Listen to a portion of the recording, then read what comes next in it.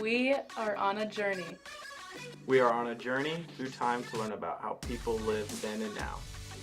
4 distinct neighborhoods, 4 streets, 4 long-time residents, 4 new perspectives. Years and years of history.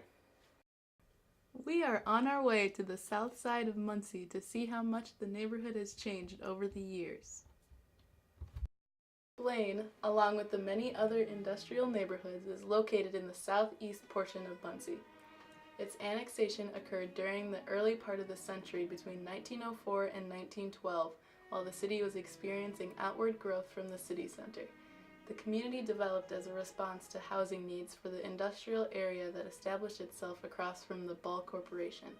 The neighborhood is divided into 2 separate land uses of industrial and residential, although it does contain some businesses.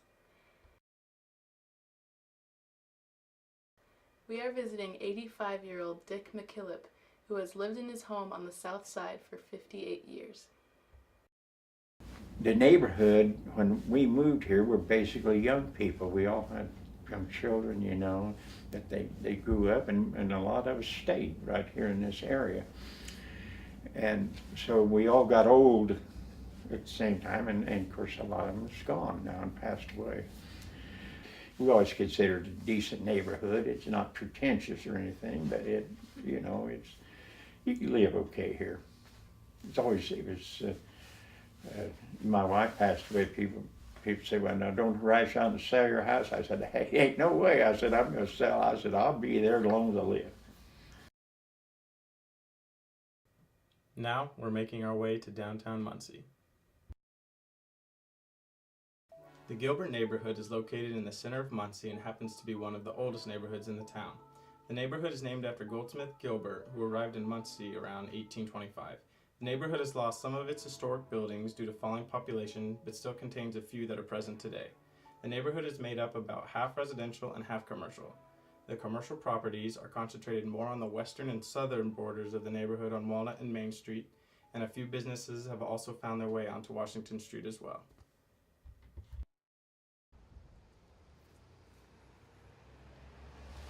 We have just pulled up in front of 80-year-old Sarah Geisman's home on Elm Street. When we moved here, it was a beautiful neighborhood. Elm Street was a solid line of trees.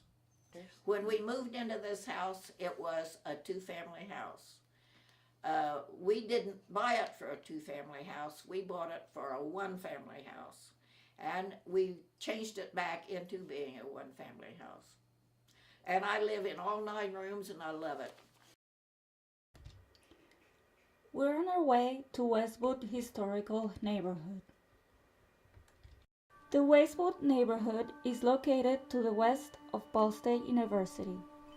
Westwood is one of the most prominent neighborhoods in Muncie, housing many of Ball State professors and other Muncie professionals. It originally would only allow whites and Christians for a specific class to live in this neighborhood, but it still remains as one of the only neighborhoods that is zoned for residential use only. Instead of talking to one person in this neighborhood, we decided to knock on some doors and get a few perspectives. Well, I've been here for 12 years. My husband's been here for about 15 years. A lot of professors in the neighborhood, a lot of professionals, doctors. My husband and I are both architects. I think we have dentists and all sorts, but mostly young professionals. I don't think there's as much entertaining at neighbors' homes as there was when I moved 30 years ago. We do occasionally have seasonal parties. We do have a neighborhood association that meets periodically. Ever so slightly more diverse, that's not very diverse in terms of race, in terms of an age, but I think a little bit more. Hope so. Last but definitely not least, we're off to Whiteley. The Whiteley neighborhood is located in the eastern portion of Muncie. The neighborhood was annexed originally in 1916, then was added to it in the 1960s. The majority of the people living in Whiteley are black. This is due to discrimination that socially restricts blacks to this neighborhood. It is made up of a variety of land uses, including residential, commercial, and public spaces. We visited Mary Dollison and her husband Cornelius Dollison. They have lived in Whiteley for many years and have experienced several significant changes in their neighborhood. Our neighborhood, it's a friendly community, and I think that we can really see the difference in the quality of life.